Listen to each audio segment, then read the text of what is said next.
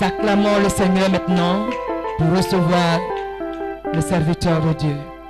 Amen. On acclame très fort le Seigneur pour le recevoir.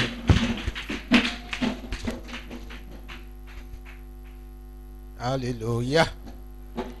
Que le Seigneur soit béni. Ce jour est un jour béni, un jour merveilleux, un jour particulier. Que le Seigneur soit béni. Gloire à Jésus. Nous bénissons le Seigneur. Toutes nos mamans ont été invitées à Yopougon. Voilà, c'est pourquoi sinon nous les hommes on allait remplir le temple. Alléluia. Soyez bénis. Frère Jonas, bonne arrivée. Maman, bonne arrivée. Que Dieu te bénisse. Alléluia. Nous allons prier. Gloire à Jésus. Amen. Père, nous te rendons toute la gloire. Nous te bénissons. Nous te disons merci. Quelle grâce, quel privilège nous avons, Seigneur, d'être là ce matin dans ta présence. Nous te disons merci, notre Dieu, pour ta fidélité et ta bonté. Nous te disons merci parce que tu es celui-là qui veille sur nous nuit et jour. Merci, notre Dieu. Reçois toute la gloire. Nous désirons la présence de notre Dieu. Nous désirons la vie de notre Créateur, de notre Dieu, Elohim, le Dieu tout-puissant, le Dieu éternel, celui-là qui est l'alpha et l'oméga. C'est lui que nous désirons. Que ton nom soit béni, Que ton nom soit glorifié, soit exalté, soit béni. Seigneur, je veux te dire merci pour la confirmation de ce que tu m'as donné il y a quelques jours. Je te dis merci, Seigneur, pour ta parole. Ta parole est éternelle. Tout va passer. Le ciel passera. La terre passera. Mais ta parole demeure éternellement. Oh Dieu, si ta parole demeure éternellement, à combien plus forte raison, Seigneur, toute personne, quiconque demeure dans ta parole vivra éternellement. Oh, reçois toute la gloire. Tu as beaucoup de choses à nous apprendre, Seigneur, en ce jour-ci. En ces temps de la fin. Tu as beaucoup de choses, Seigneur, à nous faire comprendre. Nous te disons merci. Nous nous disposons, Seigneur, notre cœur à recevoir ta parole. Nous nous disposons, Seigneur, à être à l'écoute. Que ton nom soit béni. Au nom de Jésus que j'ai prié. Saint-Esprit, prends la parole. Prends ce moment. Je veux être ce matin un simple instrument entre tes mains. Je veux être comme une pince. Je veux être, Seigneur, comme une paire de ciseaux dans la main du chirurgien qui va intervenir sur un corps. Seigneur, je veux être ce genre d'instrument entre tes mains ce matin.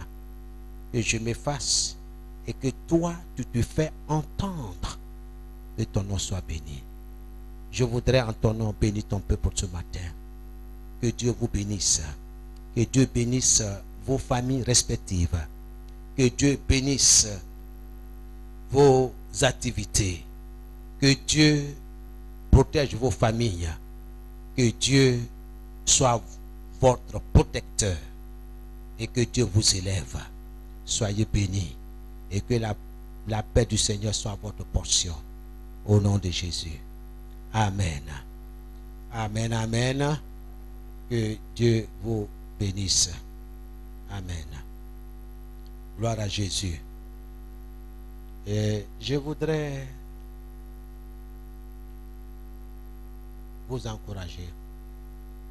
Parce que nous sommes à la fin des temps. Je vais parler particulièrement à chaque personne de façon personnelle, de façon individuelle. Ce n'est pas que demain tu dis si je savais, mais c'est trop tard.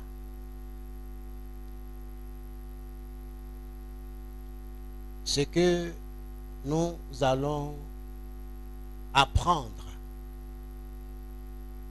dès aujourd'hui jusqu'au retour de Jésus doit nous interpeller. Mais avant de parler du sujet d'aujourd'hui,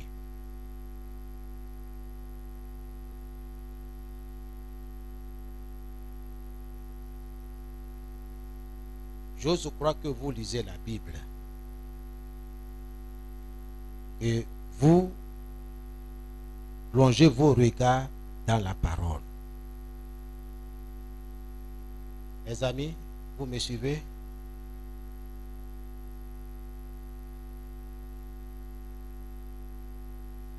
Parce que l'heure est grave. Je saisis l'occasion aussi pour parler aussi à mes enfants biologiques.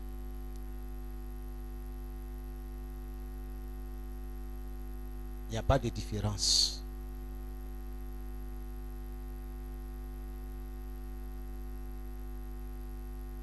Est-ce que vous vous rappelez dans la parole de Dieu? Si vous avez, mettez-vous là, c'est mieux. À qui Jésus a dit.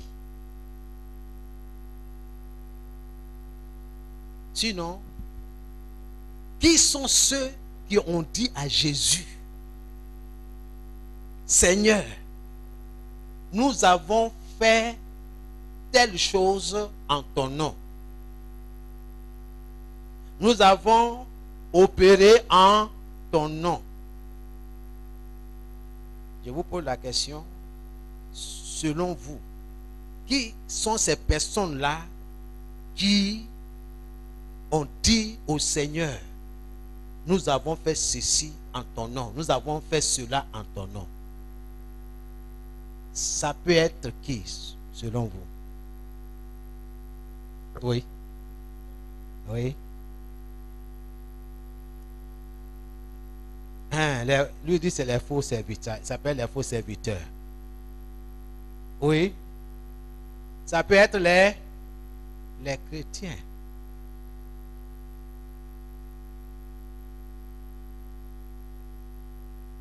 Vous me suivez? Lisez bien la parole. Les justes, c'est eux là. Quand dit Jésus, on a chassé les démons en ton nom. Est-ce que le païen peut dire ça entre nous, en toute sincérité? Est-ce qu'un païen peut dire au Seigneur, Seigneur, nous on a chassé les démons en ton nom.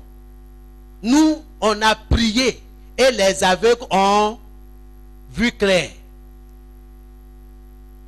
Ce n'est pas les païens. C'est les justes, ceux qui ont connu Dieu, ceux qui ont marché avec Dieu un moment de leur vie.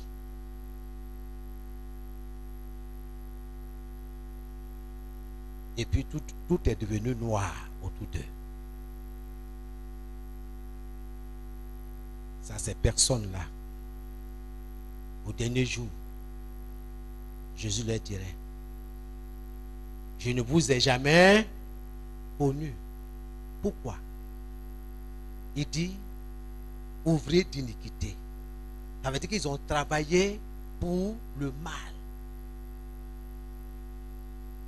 Donc, celui qui lit la Bible doit faire très attention. Il faut bien lire. Il ne faut pas être distrait. Pour ne pas qu'un jour tu te retrouves parmi ceux-là qui disent, Seigneur, nous, on a chanté. On a dirigé ton culte. On a fait ceci et cela en ton nom. Jésus dit, je leur dirai ouvertement, ça dit publiquement, retirez-vous de moi. Éloignez-vous de moi. Je ne vous ai jamais connu. Vous avez passé votre temps à faire le mal, à me détester. C'est une mise en garde. Moi-même, je vais sur moi. Je ne suis pas dans n'importe quoi. Et je ne voudrais pas que aussi tu sois aussi dans n'importe quoi. Dans le message de ce matin, tu vas entendre le mot homme. Homme avec grand H. Homme, ça dit femme comme homme, petit H. Ok? Donc si tu attends le mot homme, ça dit c'est toi, c'est moi. Donc si tu peux prendre note, il faut prendre note. Parce que ça va t'aider. Si tu peux enregistrer, il faut enregistrer pour réécouter. Parce que la musique ne peut pas te sauver. Il n'y a que la parole de Dieu qui peut te sauver, qui peut te transformer.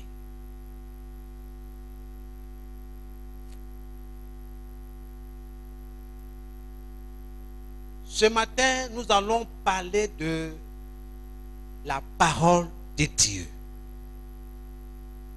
La semence du miracle. La parole de Dieu, la semence du miracle. Ça, c'est le thème. La parole de Dieu, la semence du miracle. Et nous allons lire dans Romains chapitre 5, le verset, à partir du verset 1 à 21.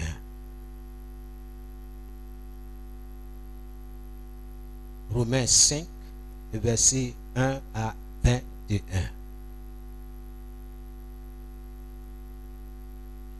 Le verset est long.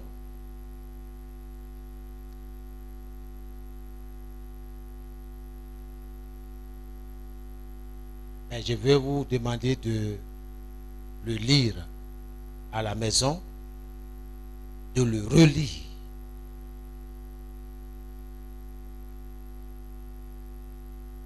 Pour que vous compreniez l'objectif de cet enseignement.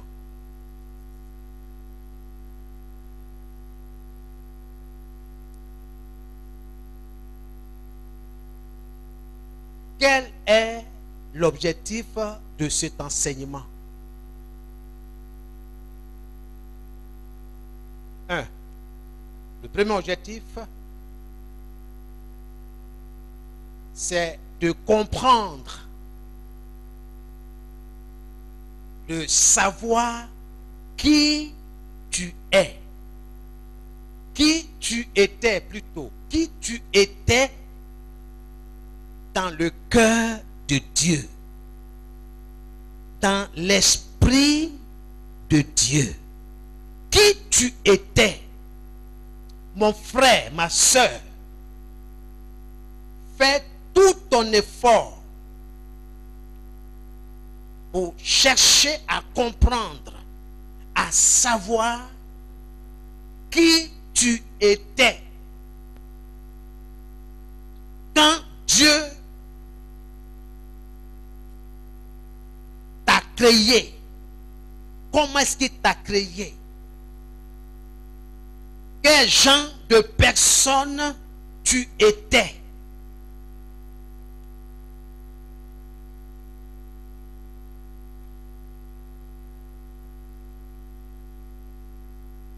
Le deuxième objectif,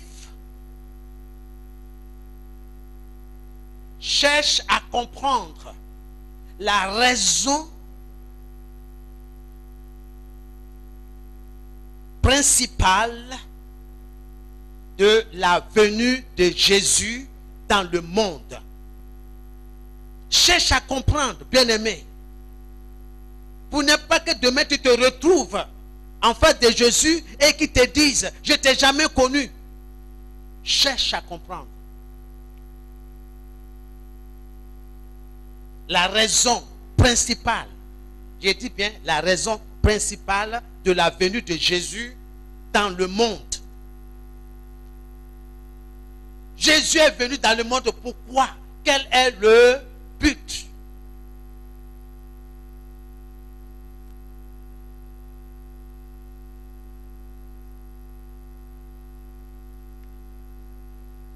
Et ensuite, le troisième objectif,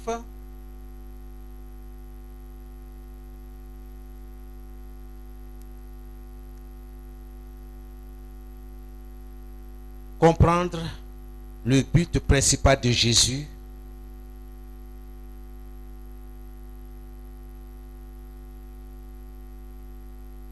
dans le monde. Comprendre le but principal de Jésus dans le monde. Amen.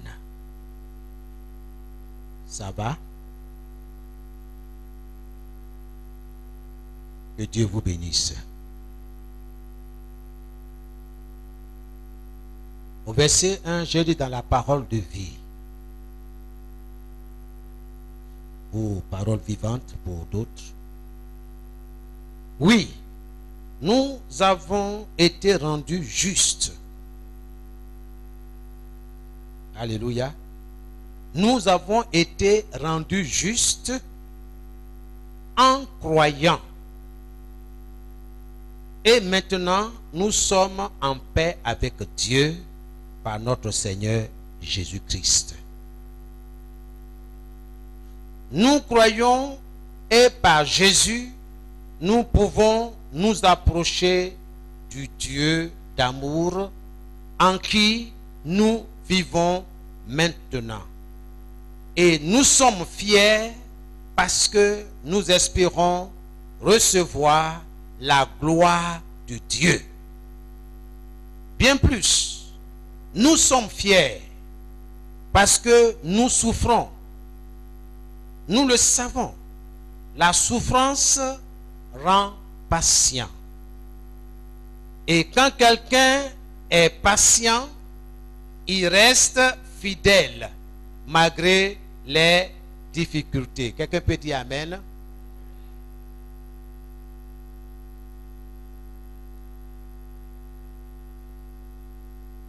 Celui qui est fidèle garde l'espérance. Et cette espérance ne trompe pas. En effet, Dieu a répandu son amour dans nos cœurs par l'Esprit Saint qui nous a donné. Oui, quand nous étions encore sans force, le Christ est mort pour les gens mauvais. Au moment décidé par Dieu, déjà pour une personne juste, on ne serait guère prêt à mourir. Pour une personne qui fait le bien, on aurait peut-être le courage de mourir. Mais voici comment Dieu a prouvé son amour pour nous. Le Christ est mort pour nous et pourtant nous étions encore pécheurs. Maintenant, son sacrifice nous a rendus justes. Alors, c'est sûr, le Christ va nous sauver aussi de la colère de Dieu. Oui, quand nous étions les ennemis de Dieu, il nous a réconciliés avec lui par la mort de son Fils. Puisqu'il nous a réconciliés, alors c'est sûr, Dieu va aussi nous sauver par la vie de son Fils. Ce n'est pas tout. Nous sommes fiers de Dieu à cause de notre Seigneur Jésus-Christ qui nous a maintenant réconciliés avec Dieu. Verset 12. Le péché est entré dans le monde à cause d'un seul homme, Adam. Et le péché a amené la mort. Est-ce que vous comprenez? Vous me suivez? Alors, la mort a touché tous les êtres humains parce que tous sont péchés. Avant que Dieu donne la loi à Moïse, le péché était dans le monde. Mais quand il n'y a pas de loi, on ne tient pas compte du péché. Pourtant, depuis le temps d'Adam jusqu'à Moïse, la mort a été très puissante. La mort a frappé même ceux qui n'ont pas péché comme Adam, qui a désobéi à l'ordre de Dieu. Adam représentait celui qui allait venir, mais il y a une grande différence entre le don gratuit de Dieu et la faute d'Adam. Oui, à cause de la faute d'un seul homme, Adam, un grand nombre de gens sont morts. Mais le don gratuit de Dieu est beaucoup plus important. Ce don, Dieu l'a accordé par un seul homme, Jésus-Christ. Et ainsi, il a répandu généreusement ses bienfaits sur un grand nombre de gens. Le don de Dieu produit un autre résultat que le péché d'un seul homme. En effet, après le péché d'un seul Adam, le jugement de Dieu a eu pour résultat de condamner les êtres humains.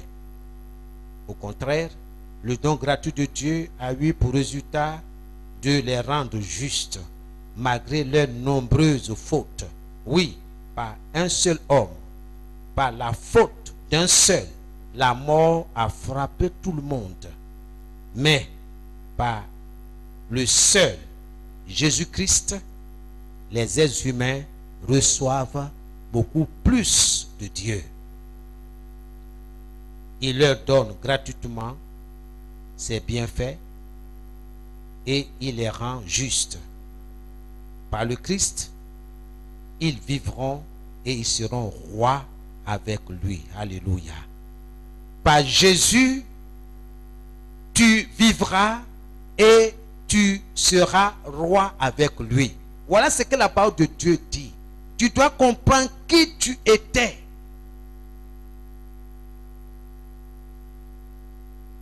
Finalement, verset 18, la faute d'un seul a eu pour résultat de condamner tous les êtres humains. De même, l'action juste d'un seul a pour résultat de rendre juste tous les êtres humains. Et par là, ils ont la vie. Verset 19, autrefois, un seul homme a refusé d'obéir à Dieu et un grand nombre de gens sont devenus pécheurs. De même, un seul homme a obéi et un grand nombre de gens seront rendus justes. Alléluia. Amen. La loi est arrivée et les fautes sont devenues de plus en plus nombreuses. Mais là où les péchés sont devenus de plus en plus nombreux, les bienfaits de Dieu ont été plus nombreux encore. Autrefois, le péché avait tout pouvoir pour donner la mort. De même, maintenant, la bonté de Dieu a tout pouvoir pour rendre justes les êtres humains. Ainsi, nous pouvons recevoir la vie avec Dieu pour toujours par Jésus-Christ notre Seigneur. Que quelqu'un dise Amen. Je vais t'encourager de relire ce passage. Ça va beaucoup t'aider. Bien-aimé, avant la chute, le premier homme, c'est-à-dire Adam, était une créature extraordinaire.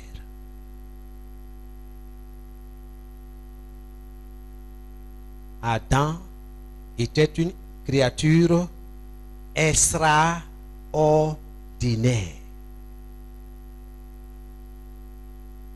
Une créature merveilleuse. Ça, c'est quelque chose qu'il faut noter, il faut comprendre. Par là, je comprends que quand Dieu m'a créé là, j'étais une personne extraordinaire. Une personne merveilleuse. Avant la chute, avant la désobéissance d'Adam, voici ce qu'il était. Une personne extraordinaire. Voici ce que tu étais. Voici ce que j'étais. Mon frère, ne laisse personne te tromper. Il ne faut même pas laisser tes 5 sens te tromper. Laisse-toi conduire par la parole de Dieu. Pas par la parole d'un prophète, d'un pasteur, d'un serviteur de Dieu. À moins que sa parole est en conformité avec les Saintes Écritures. Dieu est dans sa parole. Donc, avant que Adam ne pêche, avant que Adam ne désobéisse, Dieu a fait d'Adam une créature extraordinaire. Dans le mot extraordinaire, vous voyez, il y a extra et puis il y a ordinaire. Ok? Donc, il n'était pas une personne quelconque. Non. Il est spécial. Donc tu es spécial dans la pensée de Dieu. Dans le cœur de Dieu, tu es une personne spéciale.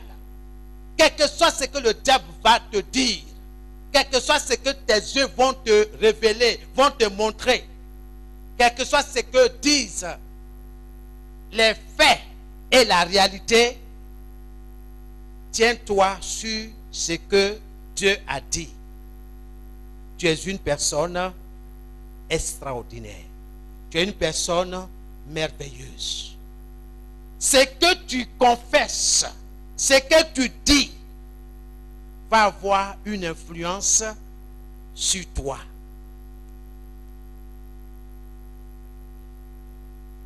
La vie, deuxièmement, la vie d'Adam était divine. La vie d'Adam, de l'homme, était divine. C'est-à-dire en relation avec Dieu. Tu dois comprendre ça. Vous n'êtes pas que demain, le Seigneur ne dise, je ne t'ai jamais connu. Il n'y a rien de commun entre toi et moi. Il n'y a rien. Tu dois comprendre. Il ne faut pas laisser quelqu'un te tromper. Laisse-toi conduire par la parole de Dieu. Donc, deuxièmement, la vie d'Adam était divine, en relation avec Dieu.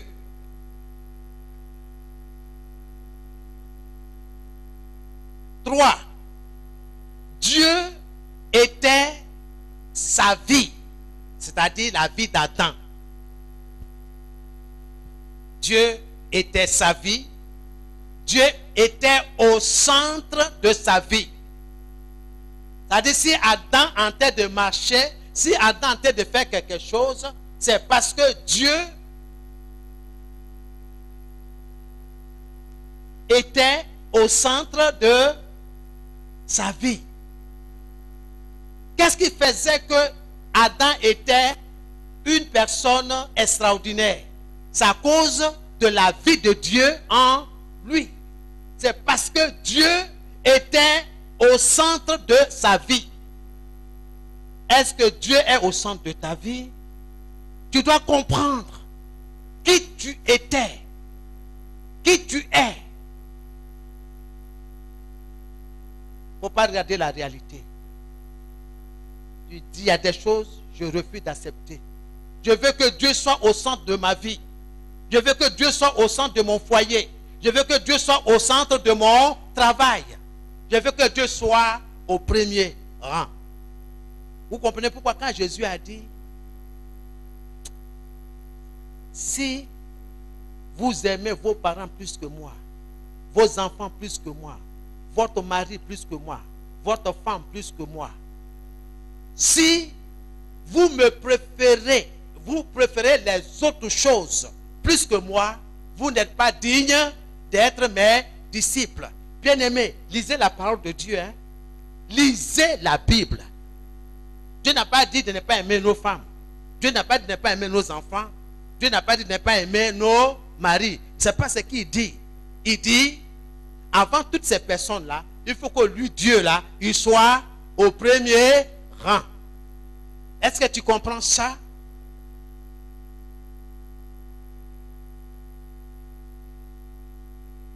Ton travail ne peut pas passer, ne peut pas être plus important que Dieu.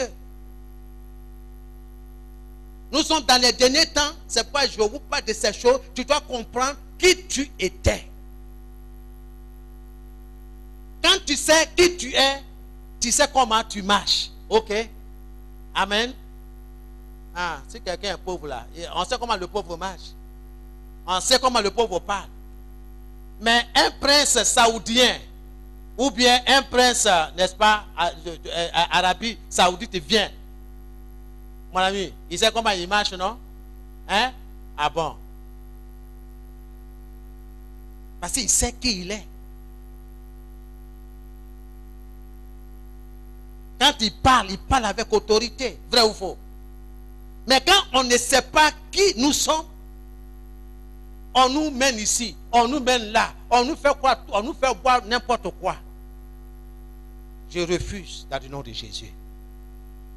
Parce que ma vie, Christ est au centre de ma vie. Il faut vérifier. Est-ce que Jésus, est-ce que Dieu est au centre de ta vie? Dans ce que tu fais là, est-ce que Dieu est au centre? Les enfants, est-ce que Dieu est au centre de ta vie? Il ne suffit pas seulement de dire, oui, Jésus est au centre de ma vie, Jésus est mon Seigneur. Ce n'est pas de ça que je suis en train de parler. Pour que tu sois une personne extraordinaire, il faut que tu saches, il faut que tu comprennes que Dieu doit être au centre de ta vie. Ta vie là, c'est quoi? Tout ce que tu es là, Dieu doit être au centre afin que tu sois une personne extraordinaire. Pas une personne ordinaire. Quand Dieu t'a créé, il t'a créé une personne extraordinaire.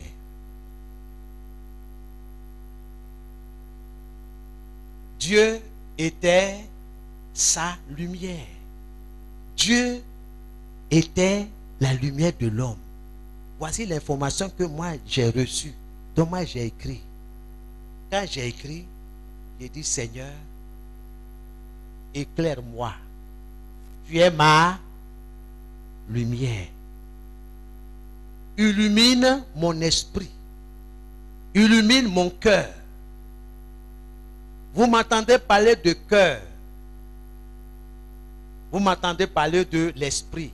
C'est la même chose. Quand je parle du cœur, je parle de l'esprit. Ce n'est pas le cœur, la chair qui est dedans, qui pompe le sang là. Ce n'est pas de ça. Non. Mais l'esprit.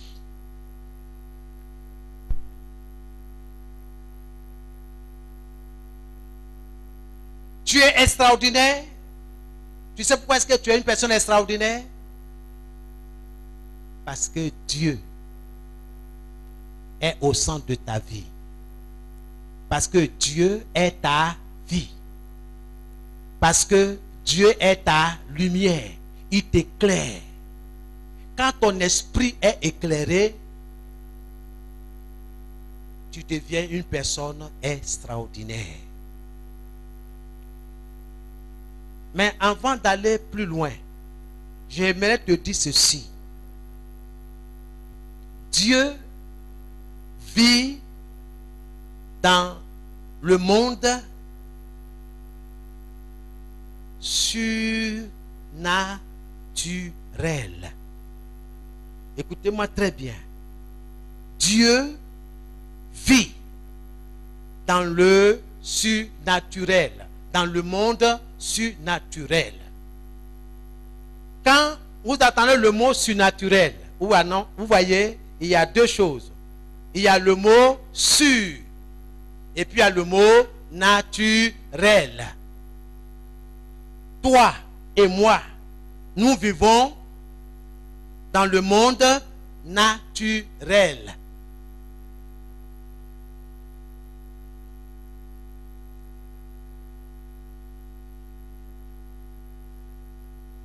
Mais au commencement, ce n'était pas comme ça. C'est pourquoi j'ai dit, cherche à comprendre.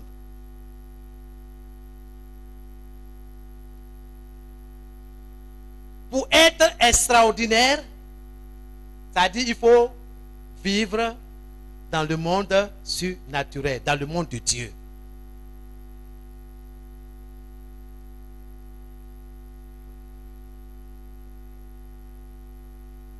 Dieu vit dans le surnaturel.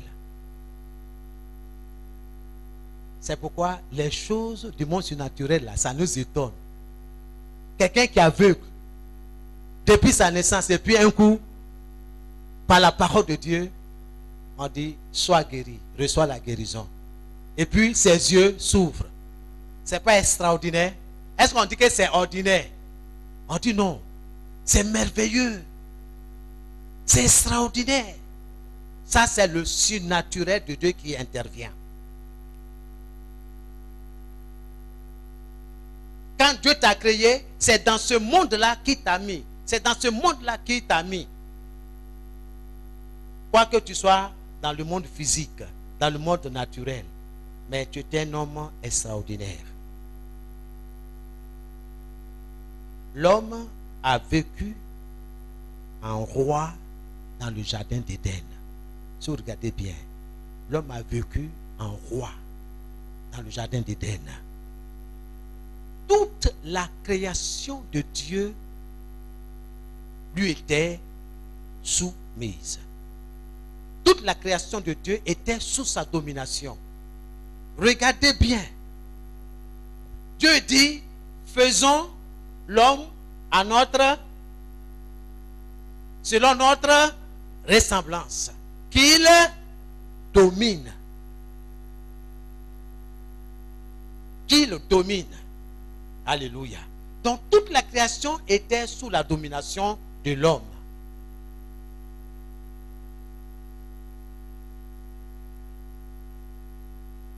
Adam démontrait une intelligence extraordinaire.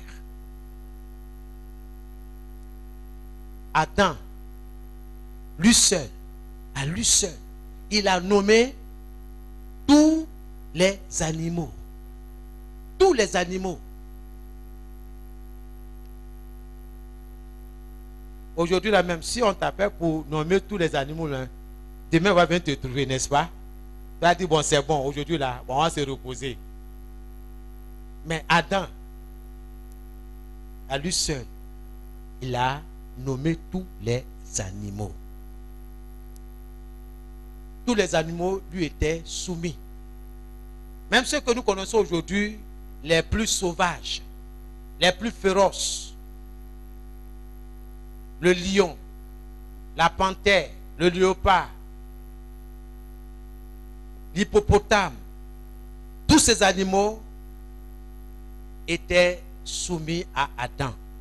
Et Adam faisait tout ce qui lui plaisait avec eux. Adam était une créature extraordinaire. Alléluia. C'est un homme à envier. C'était beau. Hélas, malheureusement, Adam tomba. Il faut bien prendre note. Adam tomba.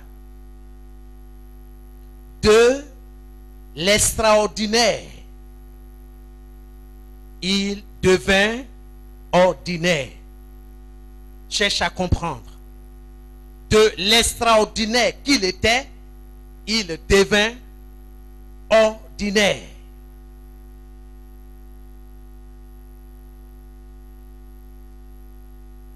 Du surnaturel, il devint naturel. Du surnaturel, il devint naturel.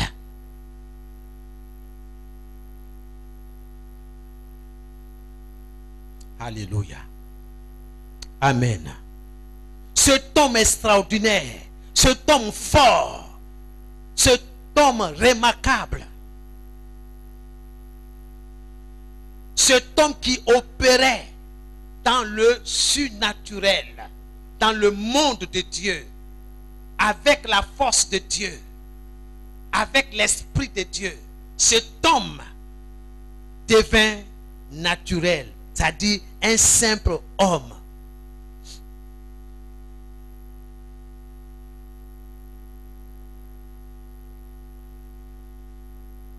Il devient un simple homme.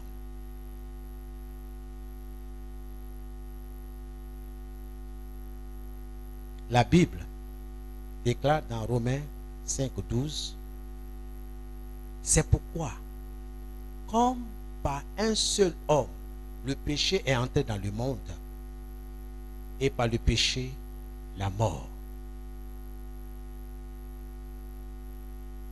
Cela implique que Adam mourut aussitôt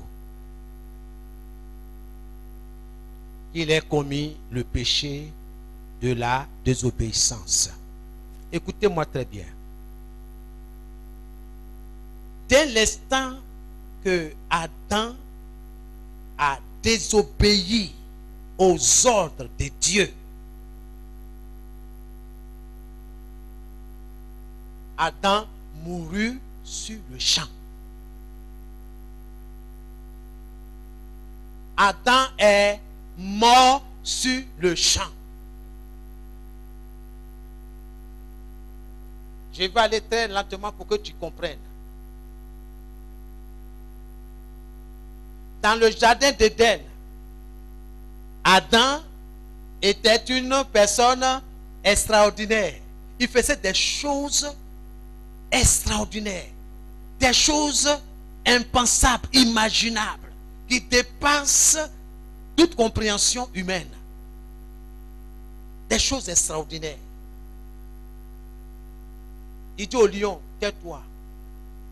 Il dit au vent, arrêtez de souffler. Il dit aux vagues de la mer, ceux qui sont promenés au bord de la mer, ils savent ce que c'est que les vagues. Il dit aux vagues, calmez-vous.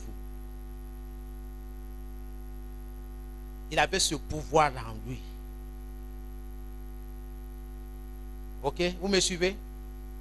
Il avait cette force pour nommer toutes choses. Quand il dit, ça s'accomplit. Quand il dit non, c'est non. Quand il dit oui, c'est oui. Vous savez pourquoi? Dieu était au centre de sa vie. Dieu était sa lumière. Mais dès l'instant que Adam a désobéi à Dieu, c'est pas moi qui le dis, la Bible dit, il mourut. Adam est mort. Cependant, Adam était toujours vivant. Adam se promenait dans le jardin d'Éden. Adam était vivant. Il respirait. Ses muscles sont toujours intacts. Tous les organes vitaux, n'est-ce pas, étaient là. Fonctionnaient normalement. Adam avait toujours sa même taille. Un homme bâti bien. Mais la Bible dit, il mourut. Dès l'instant qu'il a péché contre Dieu, qu'il a désobéi, Adam est mort. C'est pourquoi de l'extraordinaire, il devient quoi? Ordinaire. Du surnaturel, il devient naturel. Alors, la Bible dit qu'il était mort. Alors, qu'est-ce que la Bible veut nous enseigner? Qu'est-ce qui était réellement mort en Adam? Qu'est-ce qui était mort dans ce homme-là? Cherche à comprendre, bien-aimé. Qu'est-ce qui était mort dans Adam?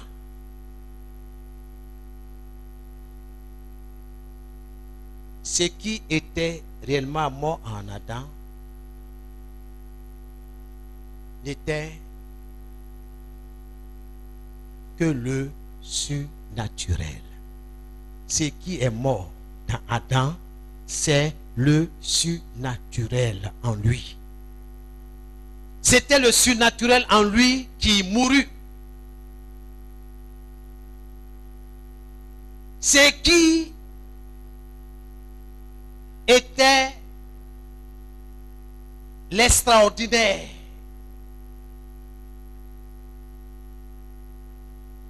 ce qui le différenciait des animaux, ce qui le mettait à part.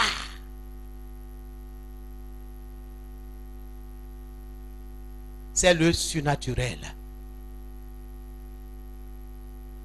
Alléluia. C'est ce que la Bible, la parole de Dieu appelle le cœur, l'esprit. Ce qui était mort là, réellement mort là, c'était le cœur, l'esprit. Le cœur d'Adam était mort. Vous comprenez, quand on parle du cœur là, c'est pas ce cœur là, la chair là qui pompe le sang là, c'est pas de ça, hein. L'esprit est mort. Donc il est devenu un simple être humain. Il est réduit à sa simple expression. Tu dois comprendre qui tu étais. Il est mort.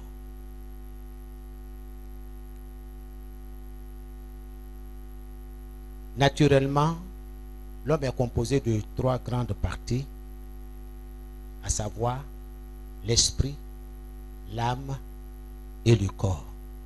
L'homme est composé de ces 3 grandes parties, l'esprit, l'âme et le corps.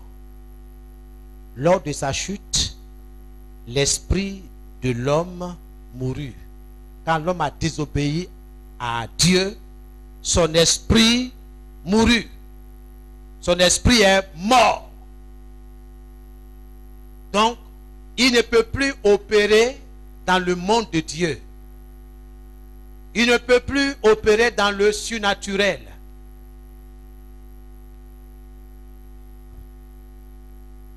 Regardez-moi un instant. Est-ce que les animaux s'intéressent aux fétiches?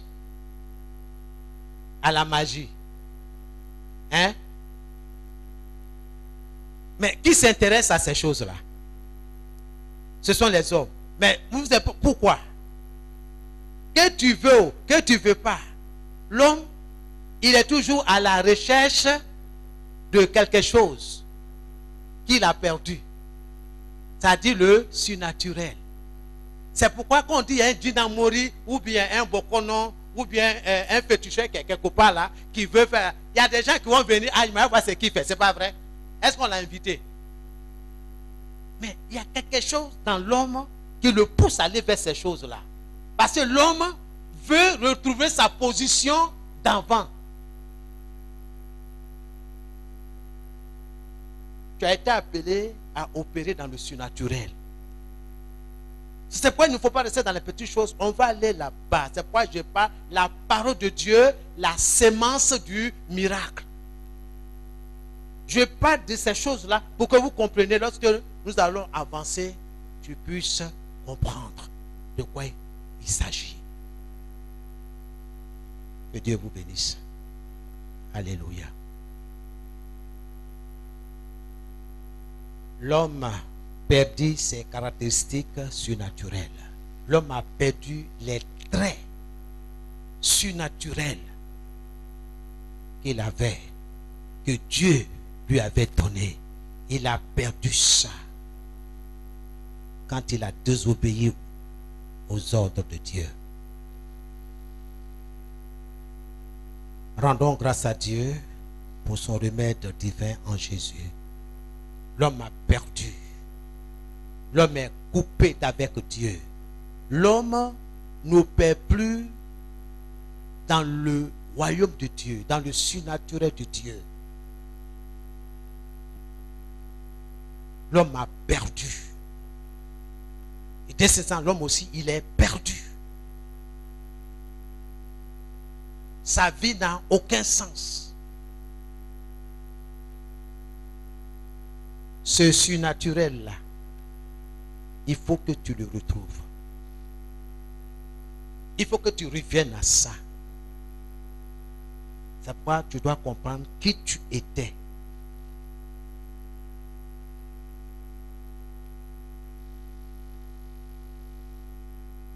Ainsi,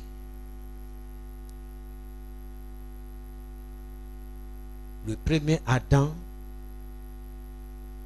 ce qu'il a perdu, le deuxième Adam, qui est Jésus, vient restaurer.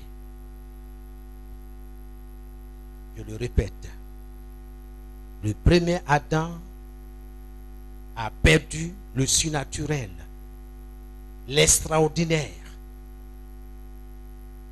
Le deuxième Adam, qui est notre Seigneur Jésus, il vient pour restaurer. Il vient pour restaurer.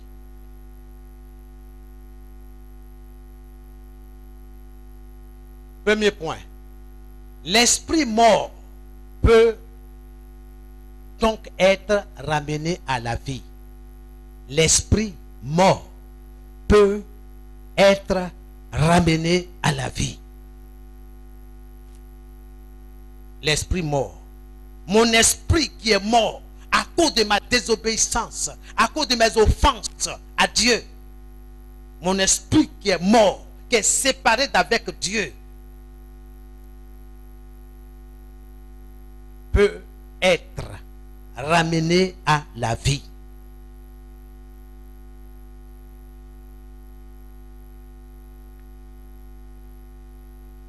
Voilà ce que la Bible appelle la nouvelle naissance. La nouvelle naissance.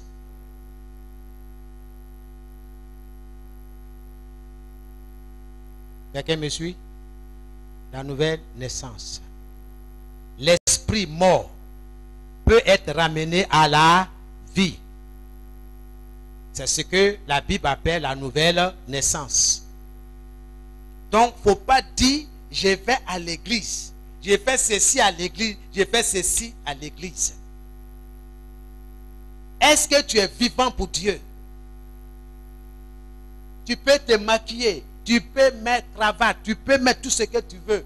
Parfum de 250 000 francs sur toi. Tu peux sentir bon. Tu marches bien. Tu roules dans une grosse voiture. Tu as 20 maisons. Oui. Mais est-ce que tu es vivant pour Dieu? Est-ce que tu es l'homme extraordinaire?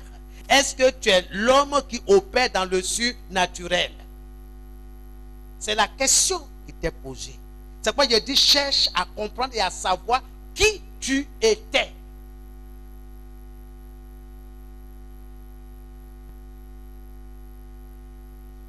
Dis-moi, ce qu'on appelle païen là, est-ce qu'il peut comprendre pourquoi tu jeûnes pendant 3 jours? Je vous pose la question. Donc toi qui fais 10 jours de jeûne sans manger, comment ces personnes-là te trouvent? Ils vont dire que tu es fou, c'est pas vrai? Ils vont dire mais c'est pas possible.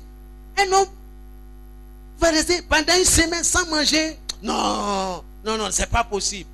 Bien aimé, c'est un homme naturel. Mais c'est l'homme spirituel. L'homme dont l'esprit est né de nouveau. Lui, il comprend ces choses. Parce qu'il n'est pas dans le naturel. Il est dans le spirituel. Dans le surnaturel. Là où Dieu règne. Là où Jésus-Christ est assis. Donc aujourd'hui, c'est vrai, je vais aller un peu plus loin. Si ton esprit n'est pas régénéré, c'est-à-dire si ton esprit n'est pas né de nouveau, si ton esprit n'a pas été ramené à la vie, si ton esprit n'a pas reçu la vie, tu ne peux pas mener une vie surnaturelle. Tu ne peux pas parler le langage de Dieu. Tu ne peux pas parler le langage des hommes extraordinaires, des femmes extraordinaires. Tu ne peux pas.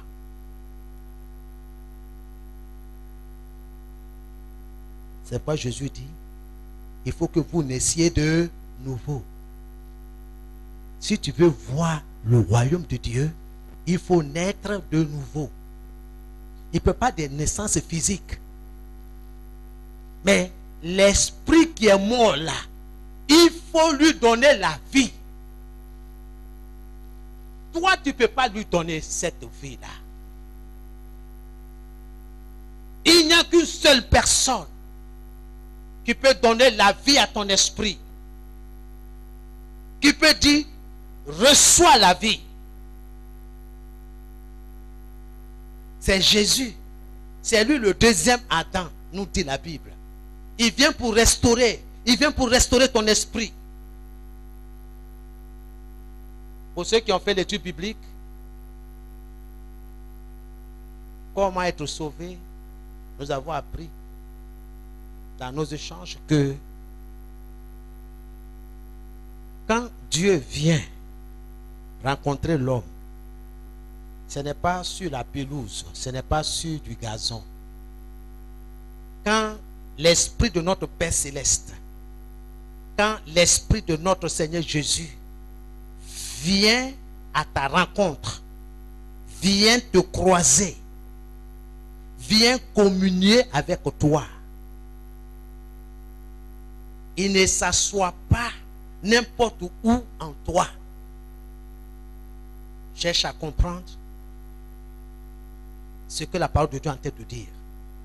Quand le Saint-Esprit vient, c'est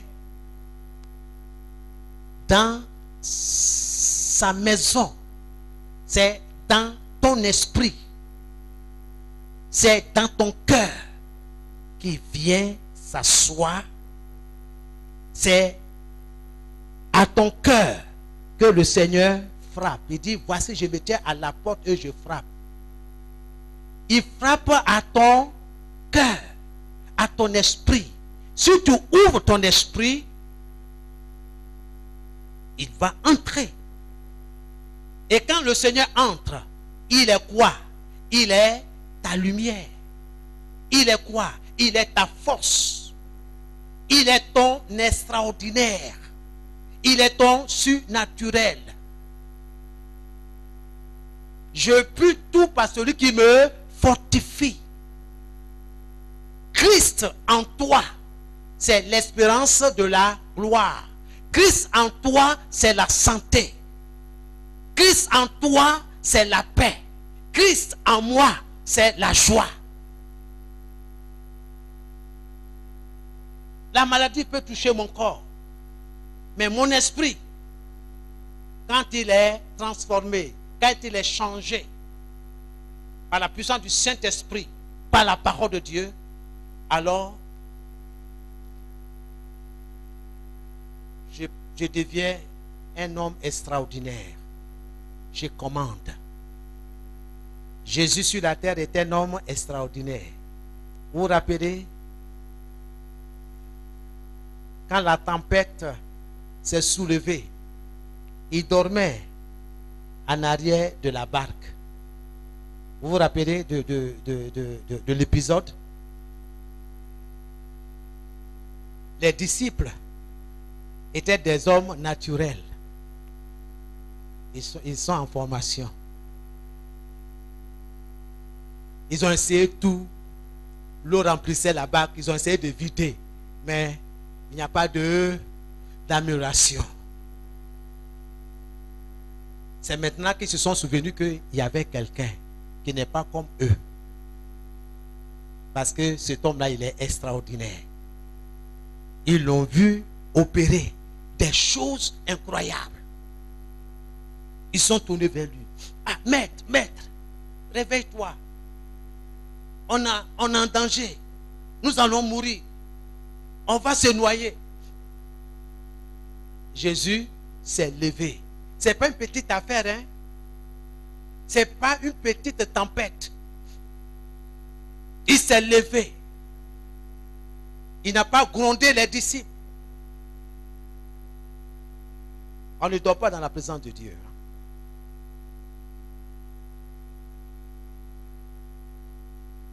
Dès qu'il s'est levé, il s'est adressé au vent. dit silence. Taisez-vous. La Bible dit, le calme est revenu sur le lac. Les disciples étaient étonnés. Ils disent, mais qui est cet homme? À qui le vent, la mer obéissent? C'est-à-dire quoi? La nature obéisse à cet homme-là. Qui est cet homme-là? Ah, attends. Il a deux yeux comme nous. Il a deux oreilles comme nous. Il s'habille comme nous. Il mange comme nous. Qui est cet homme-là? Il est extraordinaire. Il est merveilleux. Ce que toi et moi nous avons perdu là, cet homme-là est venu pour restaurer. Il est venu pour nous repositionner. Nous étions dans une position. Nous avons perdu cette position à cause de nos offenses, à cause de nos péchés. Me faire comprendre?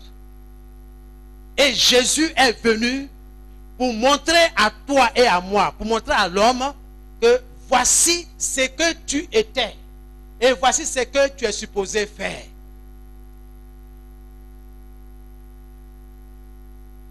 Pourquoi on est malheureux?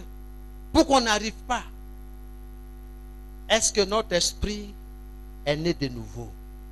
Est-ce que je suis né de nouveau? Je sais que tu vas à l'église. Je sais que tu fais des dons. Je sais que tu prêches bien la parole de Dieu. Mais est-ce que tu es né de nouveau?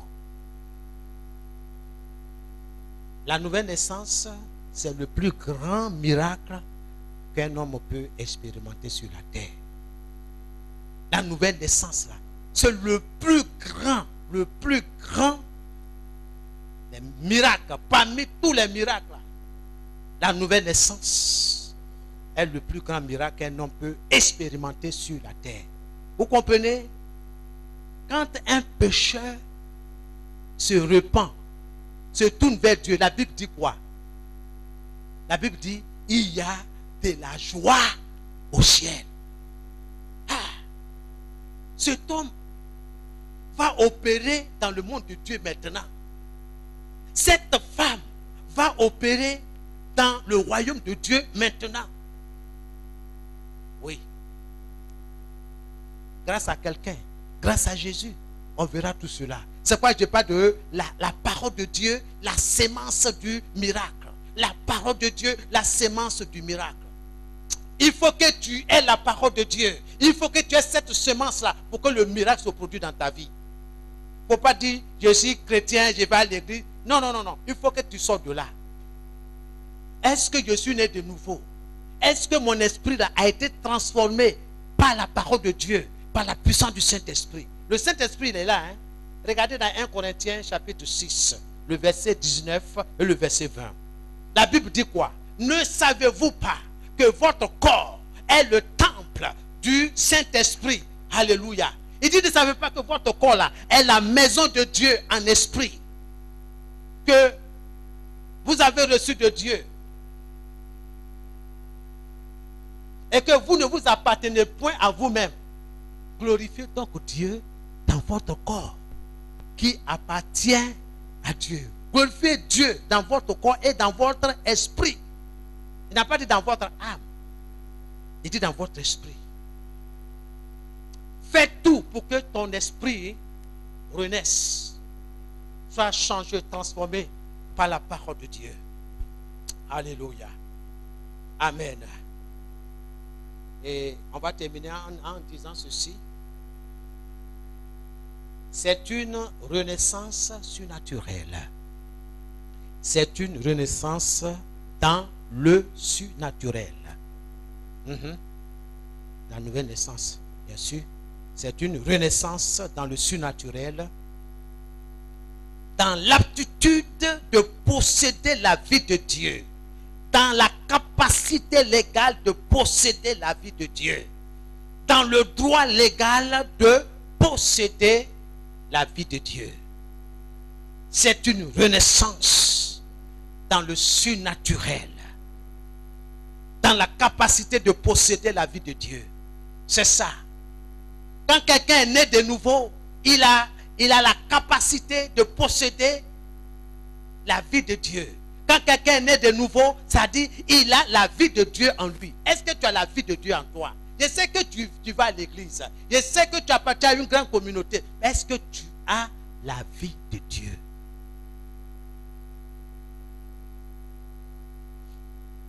Le surnaturel signifie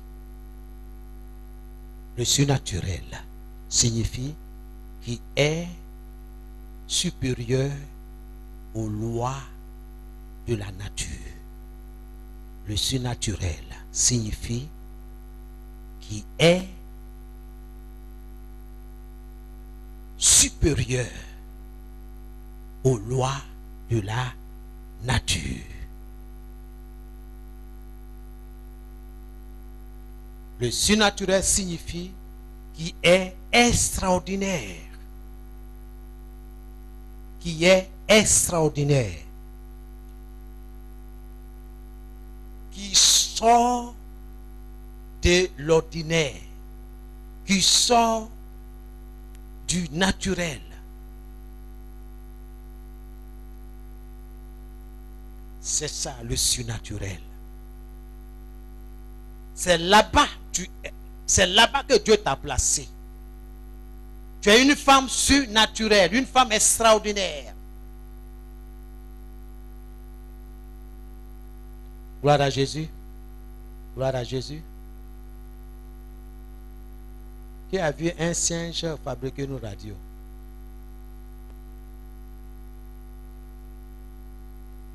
Qui a vu un singe qui a préparé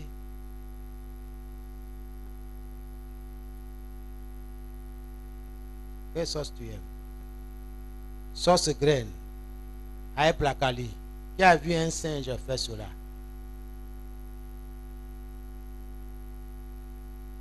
Est-ce que ça vous dit quelque chose? Que tu n'es pas n'importe qui. Tu es un homme, une femme extraordinaire. Et c'est ça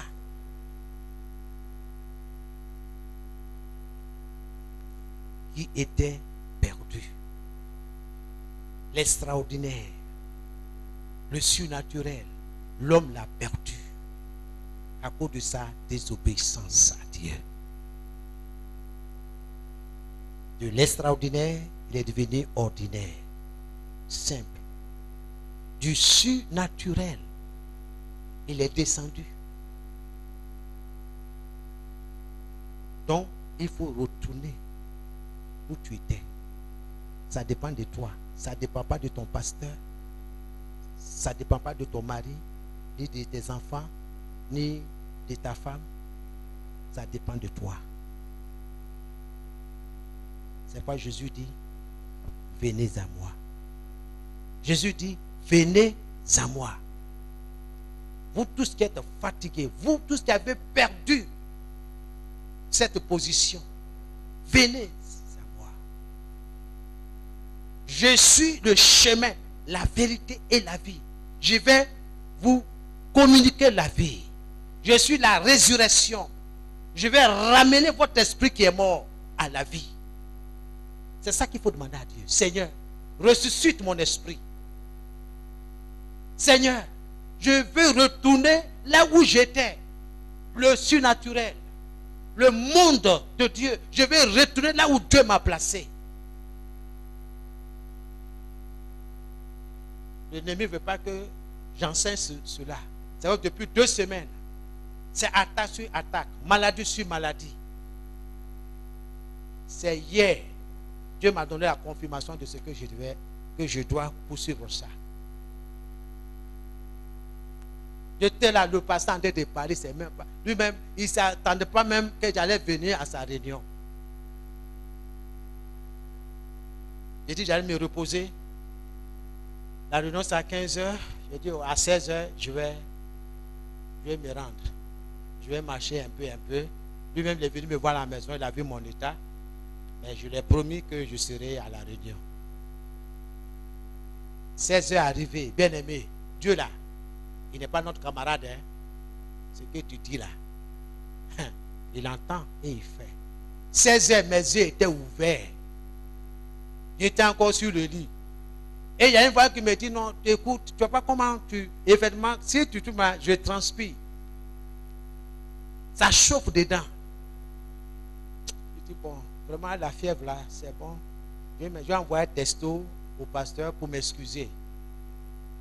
Et petite voix. Je dis, mais lève-toi, il faut partir.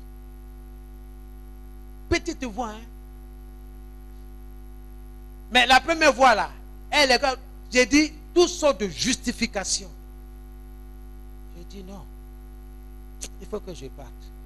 Donc, je me suis habillé, et puis j'ai commencé à marcher. J'ai 2 enfants, bon, je m'avais chez le pasteur, je suis parti. Quand il m'a vu, il était content. Et pendant qu'il est en train de donner son enseignement, il disait des choses. J'ai dit, mais Seigneur, ben c'est ce que je suis en train de préparer. La parole de Dieu, la sémence du miracle. La parole de Dieu va produire ce que tu ne penses pas. Si tu mets ta confiance en elle, si tu fais ce qu'elle dit. Vous savez ce que j'ai trouvé? Il n'y a même pas plus de 20 personnes à cette réunion. Ça m'a fait tellement mal. Ah, où sont les chrétiens?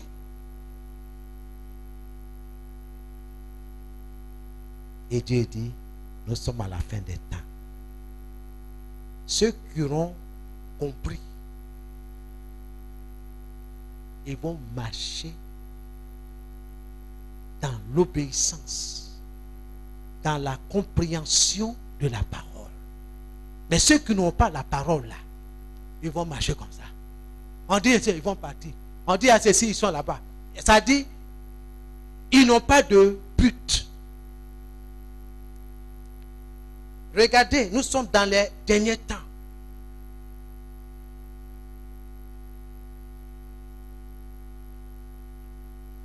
Que Dieu nous aide. Le dimanche prochain, nous verrons, je m'arrête ici, quel était le but principal de la venue de Jésus dans ce monde, sur cette terre. Pourquoi Jésus est venu? Si tu sais ça, tu seras tranquille. Alléluia. Quel était le but principal de la venue de Jésus-Christ dans ce monde, sur terre? Jean chapitre 3, le verset 17, pour soutenir. Éphésiens 2, 8 à 9.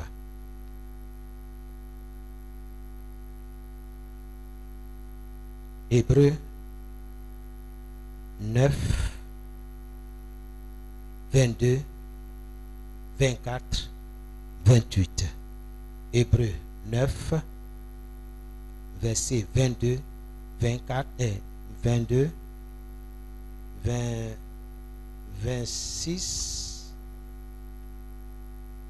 28. Hébreux chapitre 12, le verset 4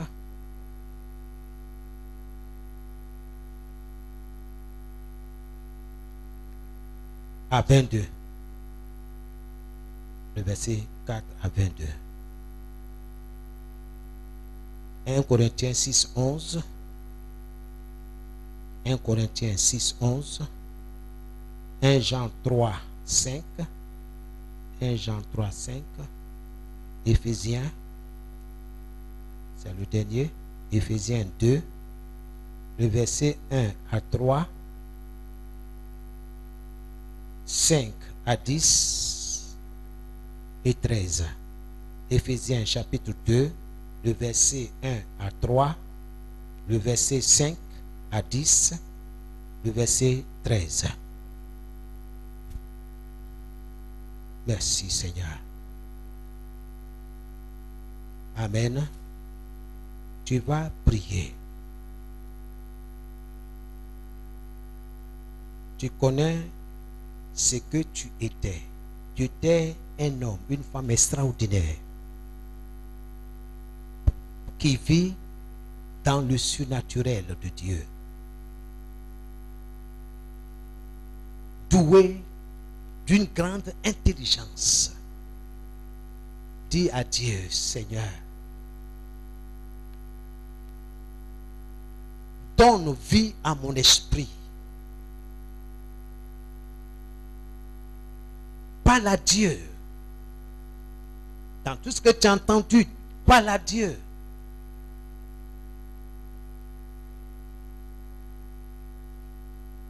Que Dieu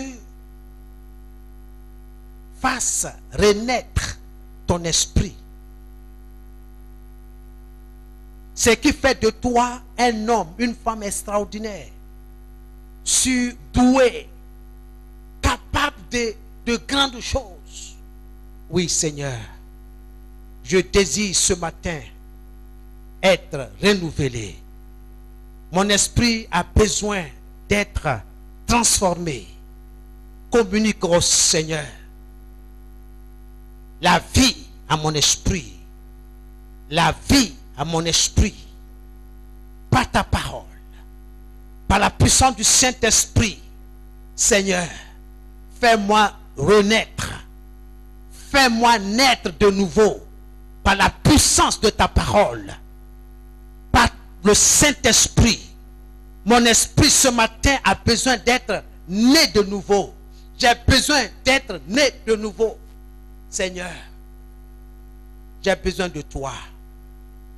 Seigneur, je viens de comprendre que avant la chute de nos premiers parents, Adam et Ève, ils étaient des hommes extraordinaires, un couple extraordinaire. Seigneur, je veux être cet homme extraordinaire. Mon épouse et moi, nous voulons être, Seigneur, ce couple extraordinaire. Nos enfants, Seigneur, oh notre Dieu, nous désirons et nous voulons qu'ils soient des enfants extraordinaires, qui opèrent dans le surnaturel de Dieu, qui opèrent dans le spirituel, qui opèrent avec Dieu. Comme il est écrit, avec Dieu, nous faisons des exploits. Avec Dieu, nous faisons de grandes choses. Avec Dieu, nous réalisons des choses incroyables. Seigneur, restaure-moi, restaure mon esprit. Seigneur, restaure mon esprit. Restaure mon esprit. Je t'implore, mon Dieu. Je t'implore, mon Seigneur. Restaure mon esprit. Restaure mon esprit. Ce que, Seigneur, j'ai perdu à cause de mon péché, à cause de mes offenses, à cause de mes injures, à cause de mes insultes, à cause de ma désobéissance, à cause de ma mauvaise façon de penser, de faire, à cause de ma désobéissance à Dieu. Seigneur, je crie à toi ce matin. Viens me restaurer. Restaure mon esprit. Seigneur, cet esprit qui est tordu, mon esprit qui est renversé, qui est tordu, renversé. Seigneur, j'ai besoin de toi pour redresser mon esprit tordu. J'ai besoin de toi pour redresser, oh Seigneur, mon cœur qui est méchant, mon cœur qui est tordu. Seigneur, mon cœur qui blasphème, qui dit des choses sales, mon cœur qui dit des choses qui ne t'honorent pas, qui ne reflètent pas la gloire de Dieu. Seigneur, je crie à toi ce matin. Seigneur notre Dieu, restaure mon cœur. Seigneur, j'ai besoin de ta parole ce matin, Seigneur. J'ai besoin de toi, j'ai besoin de ta parole. La parole, Seigneur, qui va communiquer la vie à mon esprit. J'ai besoin, Seigneur, de ta parole ce matin. Et pour toujours, Seigneur. Pas seulement pour aujourd'hui, pas pour demain, mais pour toujours. J'ai besoin de toi. J'ai besoin, Seigneur, que tu me repositionnes, que tu me remets là où j'étais, dans ton cœur, dans ton esprit, dans ton surnaturel. Seigneur, je veux être dans ton surnaturel. J'ai besoin de l'aide de ta parole. J'ai besoin de l'aide du Saint-Esprit. Je te rends toute la gloire. Je veux te dire merci, Seigneur. Que tout ce qui est tordu dans mon cœur, tout ce qui est renversé dans mon cœur, soit redressé, soit ramené à la perfection par le Saint-Esprit, par la parole de Dieu. Par la parole de Dieu et par le Saint-Esprit. Seigneur, Seigneur, oh Dieu, Seigneur, que tout ce qui est ténèbres en moi soit déraciné. Ta parole déclare que ce que tu n'as pas planté, Seigneur, sera déraciné.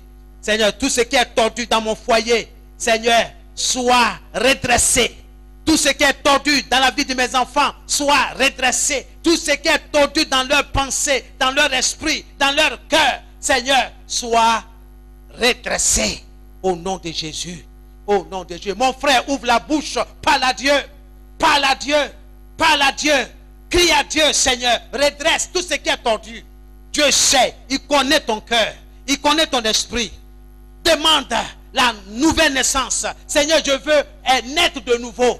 Je veux naître de nouveau par ta parole. Que ta parole m'amène à exister devant toi. Que ta parole, Seigneur, amène mon esprit à exister devant toi. Dans le nom de Jésus. Dans le nom de Jésus. Seigneur, je te rends toute la gloire. Je te dis merci. Que ton nom soit béni. Que ton nom soit béni. Que tout ce qui est tordu dans mon esprit, dans mon cœur, soit redressé. Soit ramené à la perfection. Seigneur, il n'y a que ta parole qui peut me redresser. Il n'y a que ta parole, par l'assistance du Saint-Esprit, qui peut me ramener à la vie. Que ton nom soit béni. Seigneur, je désire naître de nouveau. Je désire, Seigneur, de naître de nouveau. De naître. Seigneur, viens, Saint-Esprit. Seigneur, viens, Seigneur. Oh Dieu, du naturel, je veux passer au surnaturel. De l'ordinaire, je veux passer à l'extraordinaire. Saint-Esprit, viens à mon secours. Viens au secours des frères. Viens au secours des sœurs qui crient à toi ce matin. Seigneur, oh Seigneur, de ma chute, Seigneur, je veux remonter, Seigneur, avec toi, avec ta parole, avec le Saint-Esprit. Je veux régner avec toi. Je veux que tu sois au centre de ma vie, que tu sois au centre de mon foyer, au centre de la vie de mes enfants, au centre de la vie de mon épouse, au centre de la vie des frères et des sœurs. Seigneur, sois au centre de ma vie. Seigneur, je veux marcher avec toi. Je veux marcher avec toi. C'est ce que je désire. Seigneur, tu as dit, mais à tous ceux qui t'ont reçu, à tous ceux qui croient en ton nom, tu leur as donné le pouvoir de devenir enfant de Dieu. C'est ce que je veux être. Un enfant de Dieu, un enfant extraordinaire, un enfant surnaturel, un enfant de Dieu. Seigneur, aide-moi à naître de nouveau par ta parole et par ton esprit. Au nom de Jésus, je te dis merci. Merci Seigneur. Reçois toute la gloire. Béni soit ton nom. Et que l'honneur et la gloire te reviennent. Béni soit ton nom. Seigneur, nous implorons ta grâce. Dans le nom de Jésus-Christ. Merci Seigneur. Au nom de Jésus. Alléluia. Merci Seigneur. Nous gardons dans le même esprit de prière pendant que notre sœur élève la voix. Au nom de Jésus. Sur ce message, sur cet enseignement, nous avons besoin de l'aide de Dieu, l'aide du Saint-Esprit. Au nom de Jésus. Éternel Dieu Tout-Puissant, j'élève ma voix au nom de cette assemblée ici présente pour te dire merci pour cette révélation. Merci. Que tu viens de partager avec Oh, nous. merci Seigneur. Je te dis merci pour la vie de ton serviteur, Merci. pour ces lèvres que tu as utilisées Merci. pour nous révéler qui nous étions autrefois. Merci Seigneur. et ce que tu veux faire de nous maintenant que Oui. ton Fils est venu dans ce Oh, monde. alléluia. Occuper la place que Oh, nous Seigneur. occupions autrefois. Amen. Seigneur, nous te bénissons. Oh, Parce que Jesus. c'est par ta parole que nous pouvons occuper à nouveau C'est cette vrai. place. C'est pourquoi nous prions que tu nous aides Amen. à garder dans notre cœur ta parole qui est un trésor pour nous. Amen. C'est Cette vrai. parole qui fera de nous des personnes surnaturelles. Alléluia. Cette parole qui fera de nous des personnes extraordinaires. Amen. Saint-Esprit de Dieu, nous Alléluia. voulons avoir cette parole dans notre Alléluia. cœur et la préserver comme un trésor Oui. pour qu'avec elle, nous puissions aller de l'avant avec toi. Seigneur, nous te disons merci. Alléluia. Merci pour cette faveur que tu nous accordes ce soir à travers cette parole Merci. qui est une vérité pour nous. Alléluia. Sois béni Alléluia. et sois loué pour ces cœurs ici présents qui ont reçu ce trésor. Merci, Seigneur. Seigneur, aide-nous à le garder Oui. dans notre cœur. Amen. Oui, à le préserver Amen. comme un trésor Oui. pour que nous puissions marcher avec. Oui. Sois honoré ce matin Alléluia. dans notre vie. Bénis ton Merci. serviteur, Merci. le canal que tu as utilisé ce Alléluia. matin pour nous révéler cette vérité.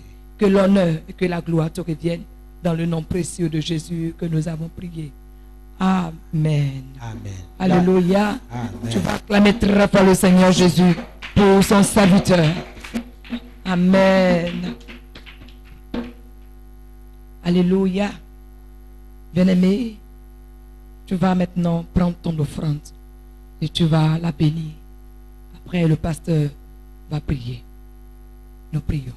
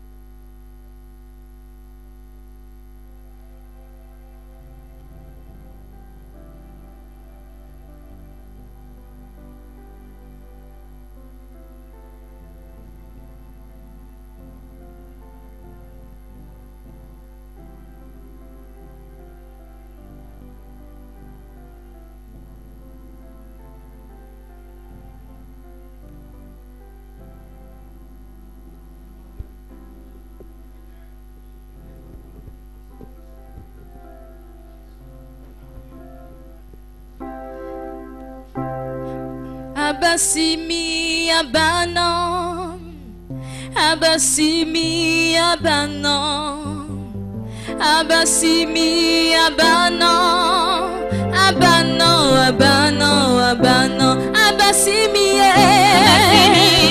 abana, abasimi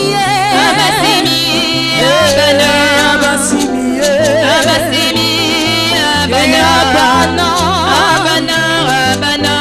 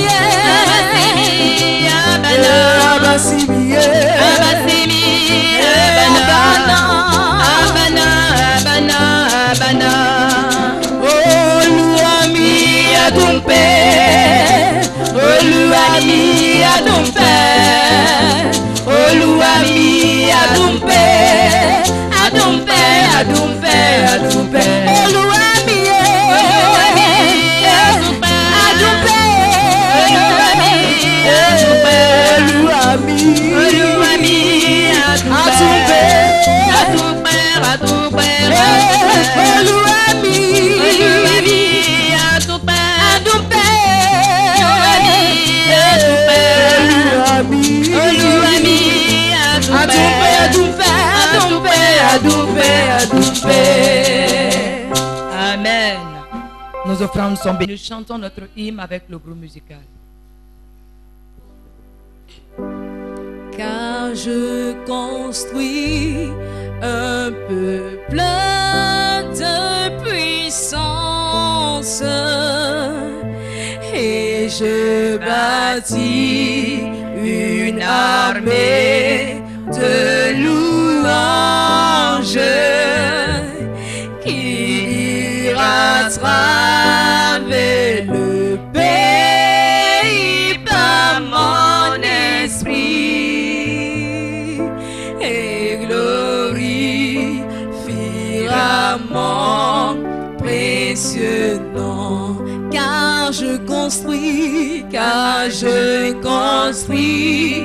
un peuple de puissance, et je bâtis une armée de louanges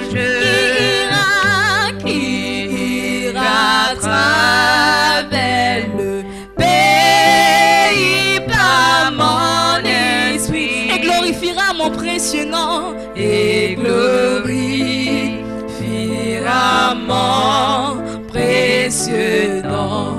Construis ton église, Seigneur. Construis ton église, Seigneur. Rends-nous forts, Seigneur. Rends-nous forts, Seigneur.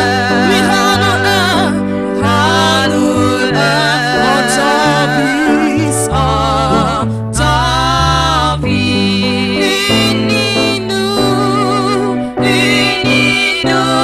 Seigneur, en ton cœur.